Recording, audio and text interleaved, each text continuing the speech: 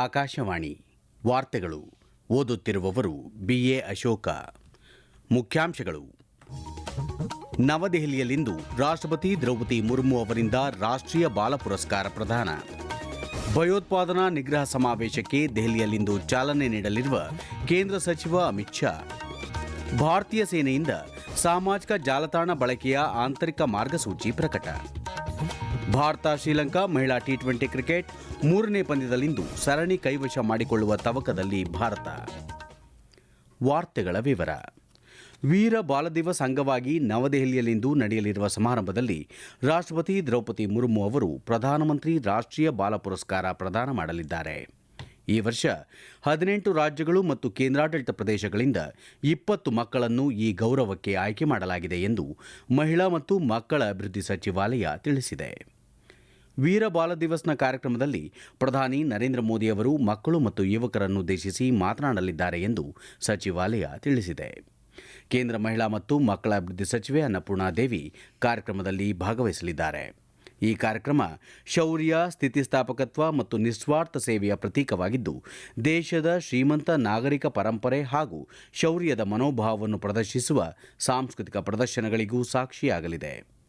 ಶ್ರೀ ಗುರು ಗೋವಿಂದ ಸಿಂಗ್ ಜಿ ಅವರ ಪುತ್ರರಾದ ಬಾಬಾ ಜೋರಾವರ್ ಸಿಂಗ್ ಜಿ ಮತ್ತು ಬಾಬಾ ಫತೇ ಸಿಂಗ್ ಜಿ ಅವರ ಶೌರ್ಯ, ತ್ಯಾಗವನ್ನು ಗೌರವಿಸಲು ವೀರ ಬಾಲ ದಿವಸ್ ಆಚರಿಸಲಾಗುತ್ತದೆ.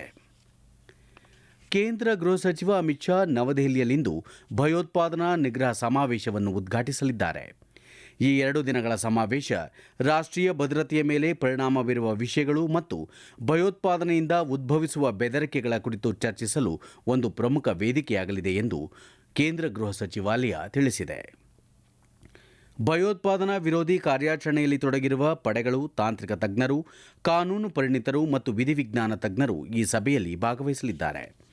ಭಯೋತ್ಪಾದನೆ ಎಂಬ ಪಿಡುಗಿನ ವಿರುದ್ಧ ಸಂಘಟಿತ ಕ್ರಮ ಕೈಗೊಳ್ಳಲು ವಿವಿಧ ಪಾಲುದಾರರ ನಡುವೆ ಔಪಚಾರಿಕ ಮತ್ತು ಅನೌಪಚಾರಿಕ ಸಂಪರ್ಕ ವ್ಯವಸ್ಥೆಯನ್ನು ಸ್ಥಾಪಿಸುವುದು ಹಾಗೂ ಅವರಲ್ಲಿ ಸಮನ್ವಯತೆಯನ್ನು ವೃದ್ಧಿಸುವುದು ಈ ಸಮಾವೇಶದ ಪ್ರಮುಖ ಉದ್ದೇಶವಾಗಿದೆ.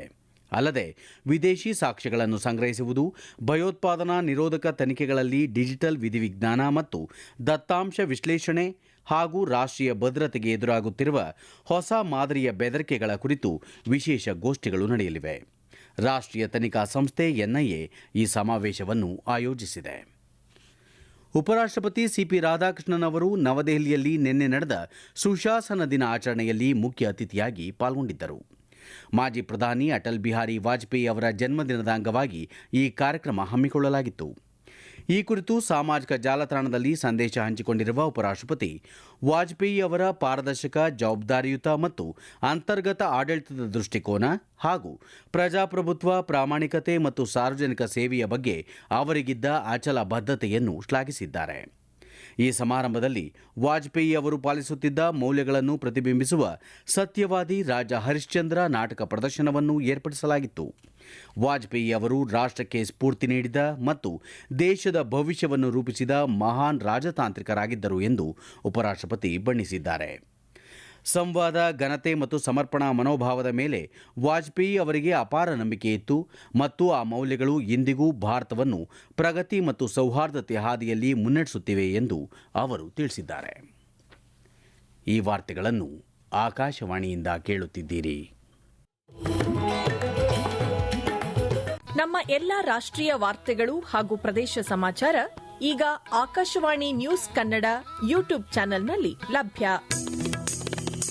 ನಮ್ಮ ಎಕ್ಸ್ ಖಾತೆ ಮತ್ತು ಇನ್ಸ್ಟಾಗ್ರಾಂ ಖಾತೆ ಆಕಾಶವಾಣಿ ನ್ಯೂಸ್ ಕನ್ನಡ. ಹೆಚ್ಚಿನ ಮಾಹಿತಿಗಾಗಿ ನಮ್ಮ ಫೇಸ್ಬುಕ್ ಖಾತೆ ಆಕಾಶವಾಣಿ ವಾರ್ತೆ ಕನ್ನಡವನ್ನು ಅನುಸರಿಸಿ. ನಿಖರ, ನೈಜ ಹಾಗೂ ವಿಶ್ವಾಸಾರ್ಹ ಸುದ್ದಿಗಾಗಿ ಕೇಳಿ ಆಕಾಶವಾಣಿ ವಾರ್ತೆಗಳು.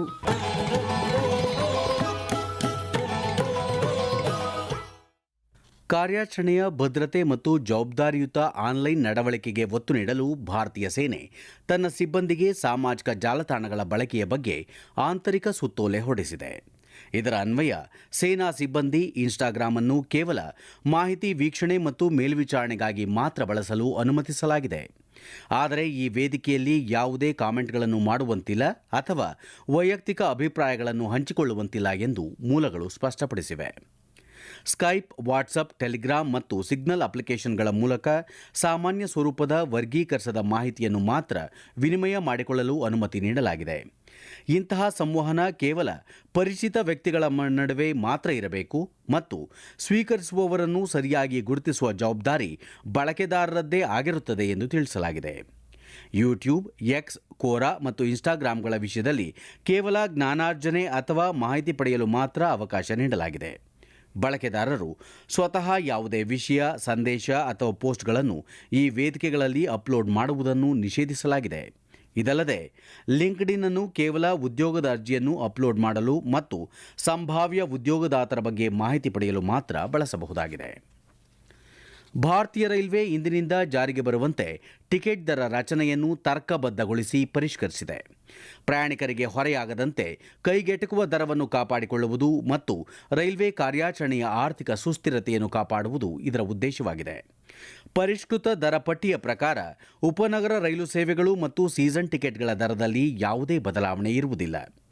ಇಂದಿನಿಂದ ಕಾಯ್ದಿರಿಸುವ ಟಿಕೆಟ್ಗಳಿಗೆ ಮಾತ್ರ ಈ ಹೊಸ ದರ ಅನ್ವಯಿಸಲಿದ್ದು, ಮೊದಲೇ ಕಾಯ್ದಿರಿಸಿದ ಟಿಕೆಟ್ಗಳಿಗೆ ಯಾವುದೇ ಹೆಚ್ಚುವರಿ ಶುಲ್ಕ ವಿಧಿಸಲಾಗುವುದಿಲ್ಲ.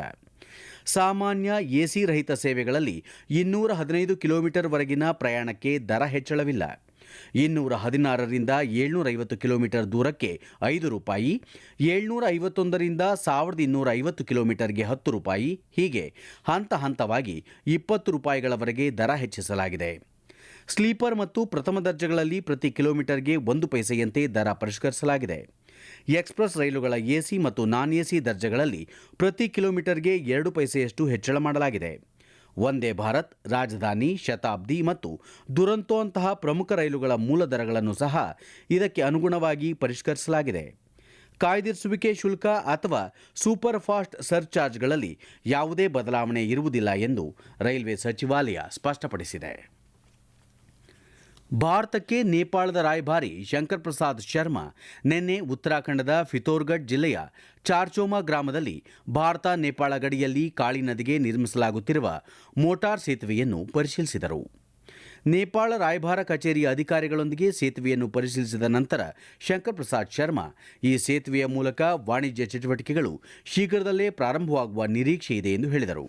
ಈ ಸೇತುವೆ ಭಾರತ ಮತ್ತು ನೇಪಾಳ ನಡುವಿನ ಸಂಬಂಧವನ್ನು ಮತ್ತಷ್ಟು ಬಲಪಡಿಸುತ್ತದೆ. ಈಶಾನ್ಯ ಲೆಬನಾನ್ನಲ್ಲಿ ಇಸ್ರೇಲ್ ನಡೆಸಿದ ದಾಳಿಯಲ್ಲಿ ಇರಾನ್ನ ಕುಡ್ಸ್ ಪಡೆಯ ಹಿರಿಯ ಕಮಾಂಡರ್ ಹತರಾಗಿದ್ದಾರೆ. ಇಸ್ರೇಲ್ ರಕ್ಷಣಾ ಪಡೆಗಳು ಮತ್ತು ಶಿನ್ಬೆಟ್ ಭದ್ರತಾ ಸಂಸ್ಥೆ ನೀಡಿರುವ ಜಂಟಿ ಹೇಳಿಕೆಯಲ್ಲಿ ಹುಸೇನ್ ಮೊಹಮ್ಮೂದ್ ಮಾರ್ಷದ್ ಅಲ್ ಜವಾರಿ ಕುಡ್ಸ್ ಪಡೆಯ ಕಾರ್ಯಾಚರಣೆ ಘಟಕದಲ್ಲಿ ಉನ್ನತ ಕಮಾಂಡರ್ ಆಗಿದ್ದರು ಎಂದು ತಿಳಿಸಿದೆ. ಇಸ್ರೇಲ್ ಹೇಳಿಕೆಯ ಪ್ರಕಾರ ಇತ್ತೀಚಿನ ವರ್ಷಗಳಲ್ಲಿ ಸಿರಿಯಾ, ಲೆಬನಾನ್ ಕಣದಲ್ಲಿ ಇಸ್ರೇಲ್ ವಿರುದ್ಧ ಭಯೋತ್ಪಾದಕ ಸಂಚುಗಳನ್ನು ನಡೆಸುವಲ್ಲಿ ಅಲ್ ಜವಾಹರಿ ಭಾಗಿಯಾಗಿದ್ದರು. ಬಾಂಗ್ಲಾದೇಶ ನ್ಯಾಷನಲಿಸ್ಟ್ ಪಾರ್ಟಿ ಬಿಎನ್ಪಿಯ ಕಾರ್ಯಕಾರಿ ಅಧ್ಯಕ್ಷ ತಾರಿಕ್ ರೆಹಮಾನ್ ದೇಶದಲ್ಲಿ ಶಾಂತಿ ಕಾಪಾಡುವಂತೆ ಕರೆ ನೀಡಿದ್ದಾರೆ. ಬಾಂಗ್ಲಾದೇಶ ಮುಸ್ಲಿಮರು, ಹಿಂದೂಗಳು, ಬೌದ್ಧರು ಮತ್ತು ಕ್ರಿಶ್ಚಿಯನ್ನರು ಸೇರಿದಂತೆ ಎಲ್ಲ ಧರ್ಮದ ಜನರಿಗೆ ಸೇರಿದೆ ಎಂದು ಅವರು ತಿಳಿಸಿದ್ದಾರೆ.